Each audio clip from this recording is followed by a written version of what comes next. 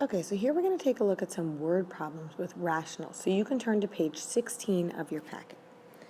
All right, number 36 says, Anne and Maria play tennis almost every weekend. So far, Anne has won 12 out of 20 matches. Letter A, how many matches will Anne have to win in a row to improve her winning percentage to 75%? Okay, well, right now, her winning percentage is 12 out of 20. Okay, she's won 12 out of the past 20 matches. Now, if we want to know how many matches will she have to win in a row to improve her winning percentage to 75%, well, let's do this. Let's add the number of successful matches that she still needs to win to the number of winning matches she already has, and let's also add the number of successful matches she needs to have to the total matches she's already played.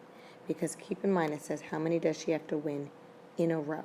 So this M is representing the number of winning matches she's going to have in a row. Now we want to know when that's going to equal to 75%. So you could set that equal to 75 over 100, 0.75, however you want to do it. I'll just set it equal to 0.75. Okay, and we're just going to solve for M. So since we have a fraction here, let's put the 0.75 over 1 and cross multiply to solve. So 12 plus M times 1 is just 12 plus M. And then 0.75, when we distribute that to the 20 plus M, we wind up with 15 plus 0.75M. Okay, so now let's just move all our M's to one side of the equation. So that leaves us with 12 plus 0.25M equals 15. And then we'll move the numbers to the right-hand side of the equation, leaving us with 0.25M equals 3. And when we divide by 0.25, we wind up with M equals 12. So what that means is she's going to have to win 12 matches in a row in order to improve her winning percentage to 75%. And if you wanted to just quickly check, you could take the 12 and substitute it back in for M here. So 12 plus 12 is 24. And then 20 plus 12 is 32. And if you take 24 and divide it by 32, you will get 0.75, which is 75%. Okay, letter B is really similar, so why don't you try that on your own. You can hit pause right now, and then once you try it out, play the video again and see how you did.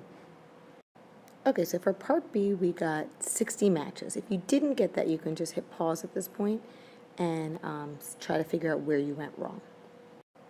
Okay, letter C says, can Anne reach a winning percentage of 100%? Well, just think about that for a second. So, if she has only won 12 out of the 20 matches, that means she's already lost. So if she's already lost, there's no way she can reach a winning percentage of 100%. Okay, so let's take a look at number 37. It's really similar to the last problem we did. It says you have 10 liters of a juice blend that is 60% juice.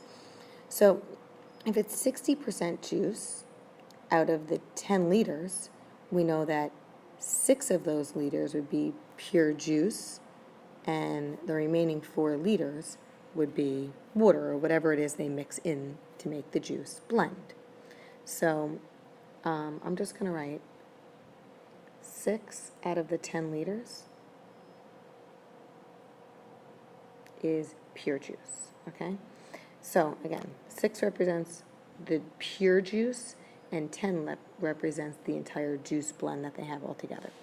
Okay, so letter A, how many liters of pure juice need to be added in order to make a blend that is 75% juice? Okay, well, we know as of right now, there's out of the 10 liters, 6 of those are pure juice. So what we want to do is we want to see how much pure juice do we have to add to the 6 liters of pure juice we already have in there, and at the same time we're going to have to add that juice, pure juice, to the total juice that's in there, so the total 10 liters, and when we do, we want that to be equal to 75%. Okay, so we want 75% of it to be pure juice. So just like the last question, I'm just going to put this over 1 and cross multiply. So 6 plus j times 1 is just 6 plus j. Bring down my equal sign. And then when I take the 0.75 and distribute it to the 10 and to the j, we'll wind up with 7.5 plus 0.75j. Okay, so I'm going to get all my j's to one side of the equation, so I'll subtract 0.75j from both sides, which leaves me with 6 plus 0.25j equals 7.5. Then I'm going to move my numbers to the right, so when I subtract 6, it leaves me with 0.25j equals 1.5, and then just divide by 0.25. So I wind up with j being equal to 6. So you really need to add 6 liters of pure juice in order to have a juice blend that is 75% pure juice. Okay, letter B is a little different, so we'll do that one together. It says, suppose that you have added 15 liters of juice to the original 10 liters. Okay, so keep in mind, from the original 10 liters, 6 of those are pure juice. Now, if we're going to add 15 liters of pure juice, well, what you're doing is you're adding 15 to the 6 liters of pure juice that's already in there, but also you're adding 15 to the 10 liters of the juice blend that's already in there. Okay, so if we add 6 plus 15 is 21, and then in the denominator, 10 plus 15 is 25. So if we want to figure out what 21 divided by 25 is, you wind up with 0.84. So 84%. So if we want to know what is the percentage of pure juice in this blend, 84% of the blend is juice. The next few problems are a little different. All right, so if we take a look at number 38, it says, working together, it takes Sam, Jenna, and Francisco 2 hours to paint one room. When Sam is working alone, he can paint one room in 6 hours. When Jenna works alone, she can paint one room in 4 hours. Determine how long it would take Francisco to paint one room on his own. Okay, so when I make an equation for this, I like to think about what fractional component of the room they paint within 1 hour. So let's take a look at where they start talking about each individual person. It says when Sam is working alone, he can paint one room in 6 hours. So if he can paint one room in 6 hours, that means in 1 hour, he's painting 1/6 of a room. So I'm going to represent Sam as 1/6. He's painting 1/6 of the room in 1 hour. Okay, then it says when Jenna works alone, she can paint one room in 4 hours. So that means in 1 hour, she's painting 1/4 of the room. So I'm going to take Sam's effort and add on Jenna's effort to this painting project. Okay, then they want us to determine how long it would take Francisco to paint one room on his own. Now, we don't know how long that would take him, so I'm going to add to their efforts. Let's use F for Francisco, 1 over F. Okay, and this F is just representing how many hours it would take him to paint a room. So within 1 hour, he's going to paint 1 divided by F of that room. Okay, so the first sentence, so if we go back to that, it says, working together, it takes Sam, Jenna, and Francisco 2 hours to paint one room. So we're going to set these combined efforts equal to the fractional component that they would paint in 1 hour. So if it takes them 2 hours to paint one room, in 1 hour, they will have painted 1/2 of the room. Okay, so this is the equation we're going to use to solve for F, which is the number of hours it would take Francisco to paint one room. All right, so first thing we're going to do is find a common denominator.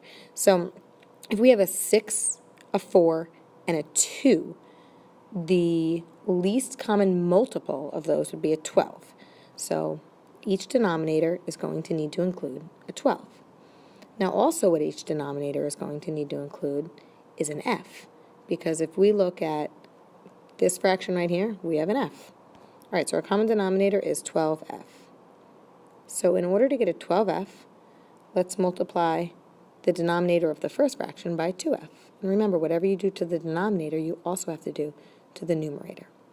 So that fraction is going to become 2f over 12f. The next fraction we're going to multiply by 3f over 3f. So that leaves us with 3f over 12f.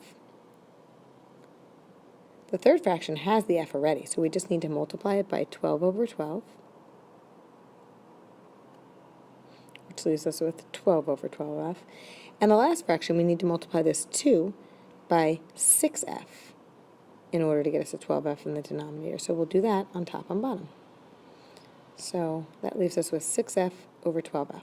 Now once we have a common denominator, we know we could just cross those right off. And let's solve this equation. So 2f plus 3f plus 12 equals 6f.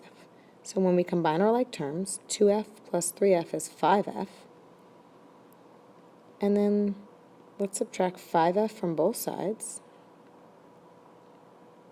So that leaves us with 12 equals f. So it'll take Francisco 12 hours to paint one room. 39 is pretty similar to 38. This time they're painting a fence instead of a room. So Bob can paint a fence in 5 hours. And working with Jen, the two of them painted the fence in 2 hours. How long would it have taken Jen to paint the fence alone? All right, so Bob can paint a fence in 5 hours. So if it takes him 5 hours to paint a fence, that means in 1 hour he's painting 1/5 of a fence.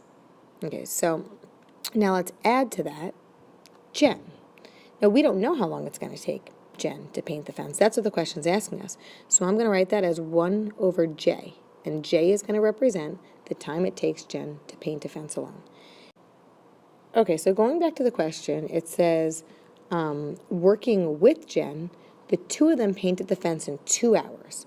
So if it takes them 2 hours to paint the fence, that means that in 1 hour, they're going to have painted half of the fence. So this right here represents their combined efforts in painting the fence. And on the other side of the equation, again, if it takes them 2 hours to paint the fence, in 1 hour they will have painted 1/2 of the fence. All right, so here's our equation.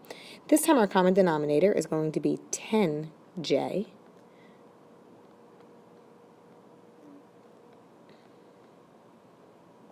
Okay, so I'm going to multiply this 5 by a 2J.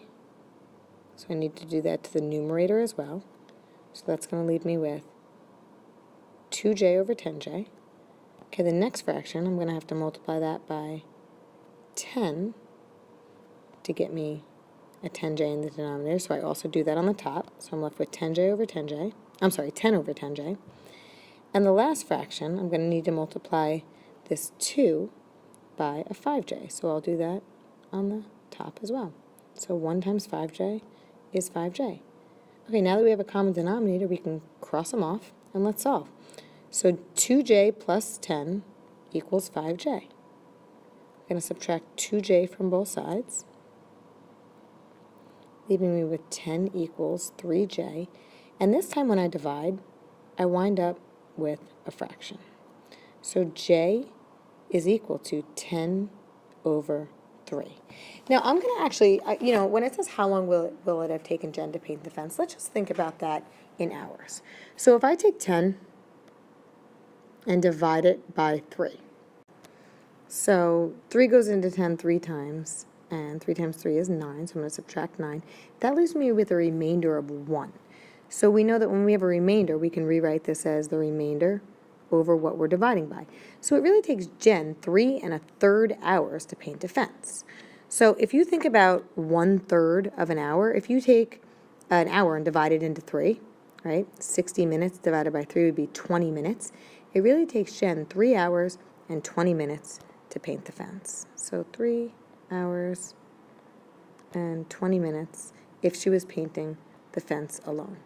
Okay, at this point, you're actually going to have to stop this video and open up part 2 of this video.